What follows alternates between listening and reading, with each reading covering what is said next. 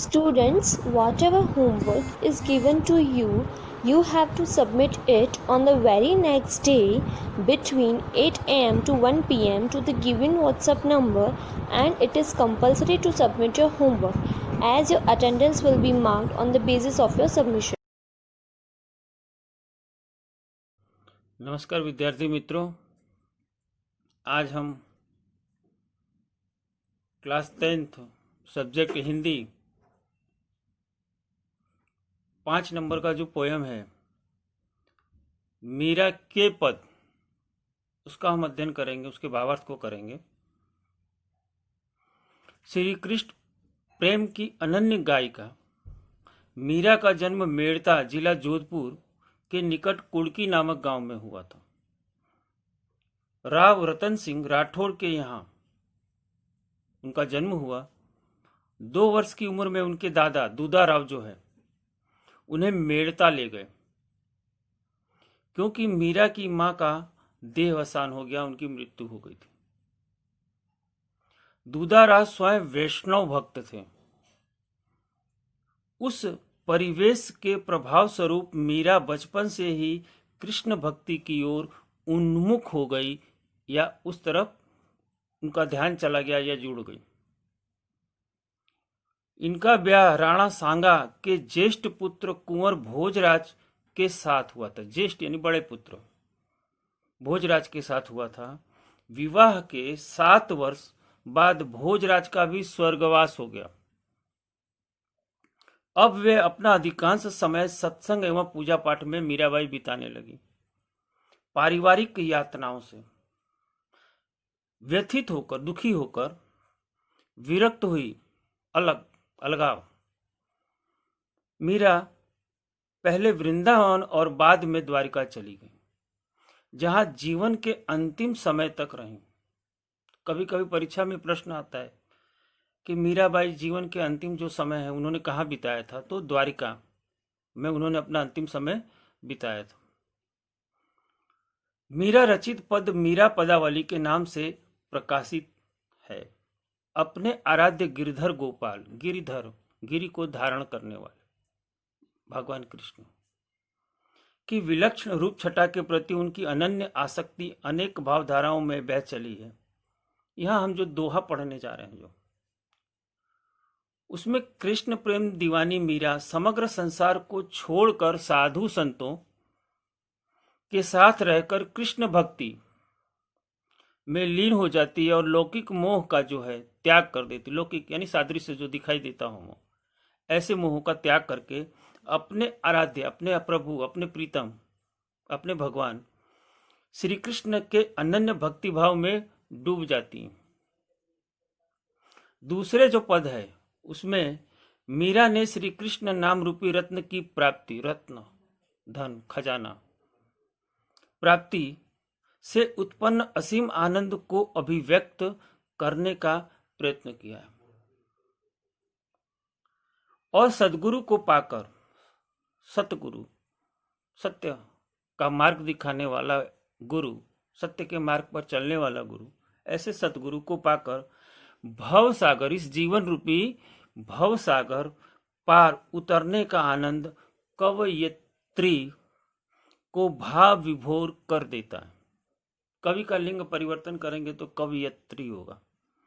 तीसरे पद में कृष्ण भक्ति में मतवाली मीरा ने संसार त्याग की चरम सीमा पर पहुंचकर गिरधर नागर की शरणागति को स्वीकार किया है। मीराबाई जो है गिरधर गोपाल को ही अपने जीवन का आधार बना लिया है उन्होंने। वे अपने भाई बंधु, सगे संबंधी सभी का त्याग कर ईश्वर की शरण में चली गई है। उन्हें साधु संतों की संगति में बैठने में कोई लाज शर्म नहीं।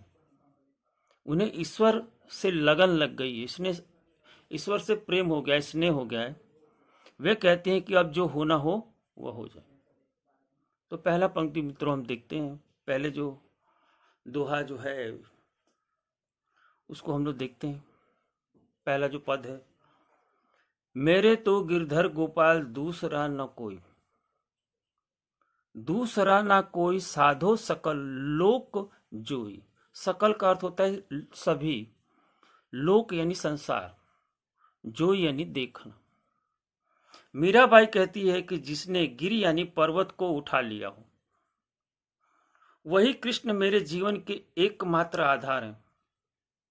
महानुभाव महानुभाव हमें कहती है संबोधित करके कि मैंने सारा संसार छान मारा, खोज लिया, ढूंढ लिया। श्री कृष्ण के अतिरिक्त मेरा कोई दूसरा नहीं। भाई छोड़या, बंधु छोड़या, छोड़या सगा सोई।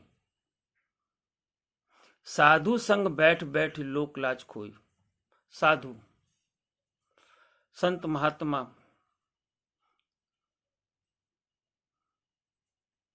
लोक लाज खोई। सांसारिक जो मोह माया है उससे वो विरक्त हो गए, अलग हो गए। वो कहती हैं कि भगवान कृष्ण के लिए मैंने अपने भाई बंधु तथा सभी सगे संबंधियों को छोड़ दिया।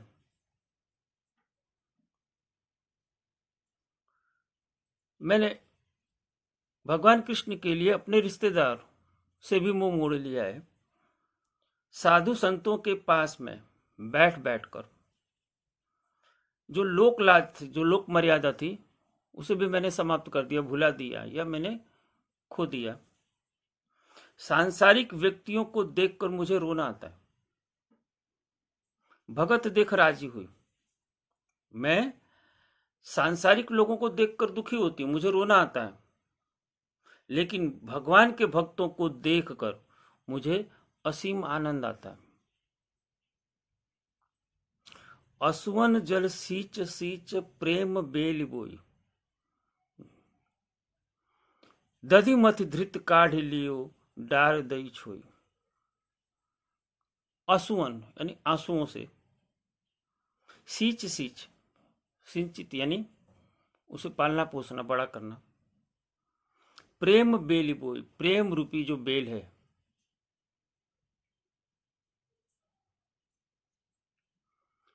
अब नीचे की पंक्ति जो है, दधि मथ धृत काढ़ लियो, जैसे दही को मत कर उसमें से घी निकाल लिया जाता है, धृत निकाल लिया जाता है, उसी प्रकार डार दो छोई, अर्थात मैंने भक्ति रूपी जो है, कृष्ण की भक्ति रूपी जो घी जो है उसे मैंने निकाल लिया, और जो कुछ था बाकी सभी मैंने त्याग दिया, छोड़ दिया। मीराबाई कहती हैं कि गिरधर गोपाल के विरह में निरंतर बहते हुए आंसुओं के जल से मैंने इस प्रेम रूपी लता को बोया है, रोपा है, और मैंने इसे सींचा भी है। वे कहती हैं कि जैसे दही को मथने पर या मथ कर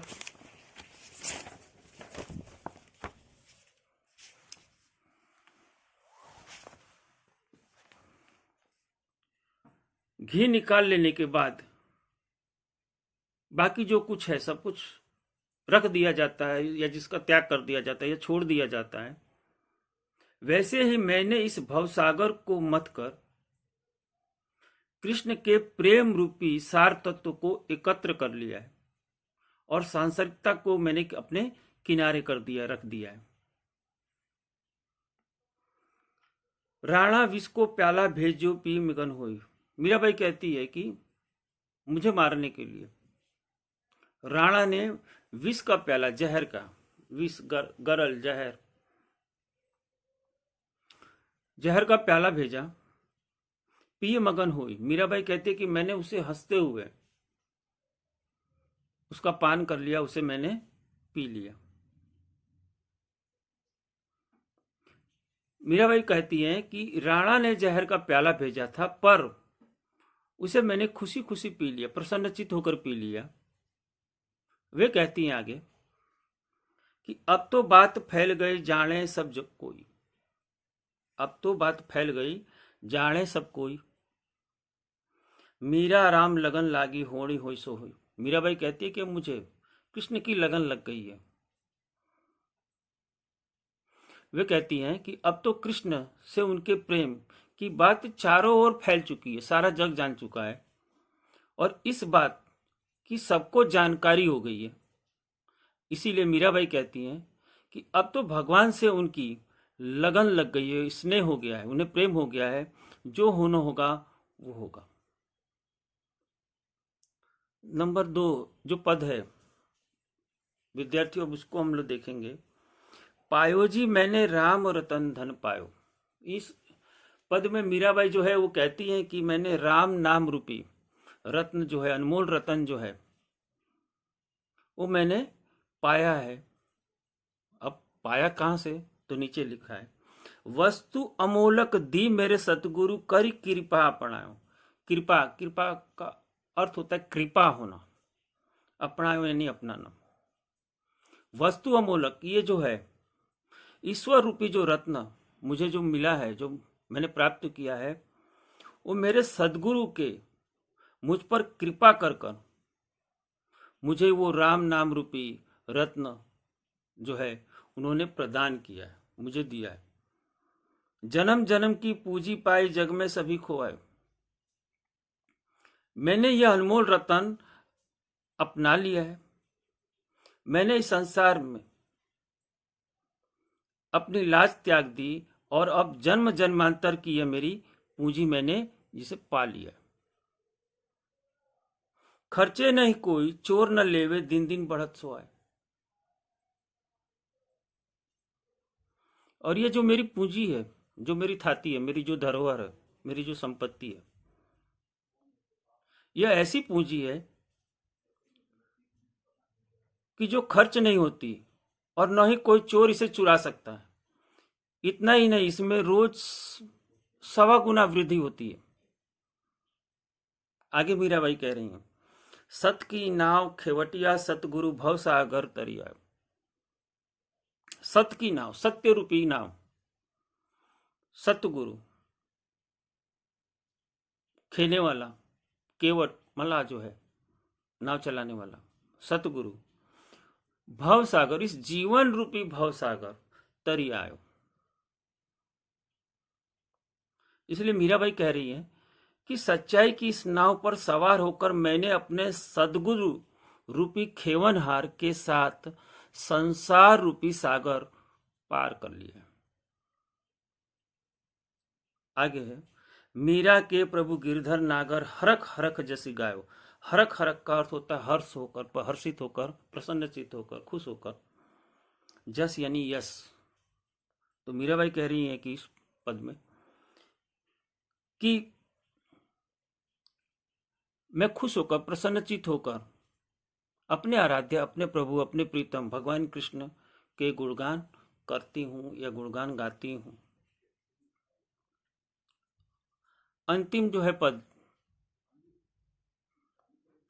पग घुंघरू बांध मीरा नाची रे, पग घुंघरू बांध मीरा नाची रे। पांव में घुंघरू बांधकर जो मीराबाई नाची। मीराबाई जो है कृष्ण की भक्ति में इतनी दीवानी हो गई हैं कि वे सब कुछ भूल गई हैं और अपने पैरों में घुंघरू बांधकर भगवत भक्ति में लीन होकर अपना सुध-बुध खोकर नाच रही हैं। लोग कहे मीरा हो गई बावरी। बावरी का अर्थ होता है दीवानी। सास कहे कुल नासी।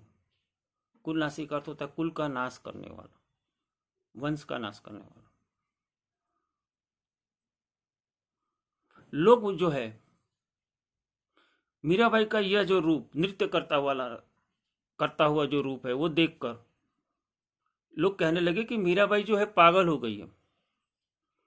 और सास कहने लगी कि ये जो है मेरे कुल का नाश करेगी, मेरे कुल को समाप्त करेगी। यह सब देखकर जहर का प्याला राणा जी ने भेजा पीवत मीरा हासी रे। ये सब जो देखकर राणा ने जो है मीराबाई को मारने के लिए जहर से भरा हुआ प्याला उनके पास भेजा, पर मीराबाई जो है निश्चिंत होकर हंसते हंसते वह जहर भी पी गई। आगे जो है मीराबाई कह रही है कि मैं तो अपने नारायण की हो गई आप ही दासी रे। मीराबाई कह रही हैं आगे कि मैं अपने आराध्य, अपने प्रभु, अपने भगवान कृष्ण के प्रति समर्पित हूं और मैं उनकी दासी बन गई। प्रभु मीरा के प्रभु गिरधर नागर बेग मिली अविनाशी रे। मीराबाई कहती हैं कि हे गिरधर नागर, भगवान कृष्ण आप अजर हैं, अमर हैं। हे प्रभु, आप मुझे शीघ्र दर्शन दीजिए, मैं आपके दर्शन की अभिलाषी। तो मीराबाई की जो भक्ति है कृष्ण के प्रति वो अनन्य है। जीवन पर्यंत मीराबाई ने भगवान कृष्ण की ही भक्ति की, किसी दूसरे देवी देवताओं की नहीं। तो विद्यार्थी, ये काव्य जो है आप लोगों का पूरा हो गया और आप सभी को इसका जो एक्सरसाइज है वो कंप्लीट कर लेना है।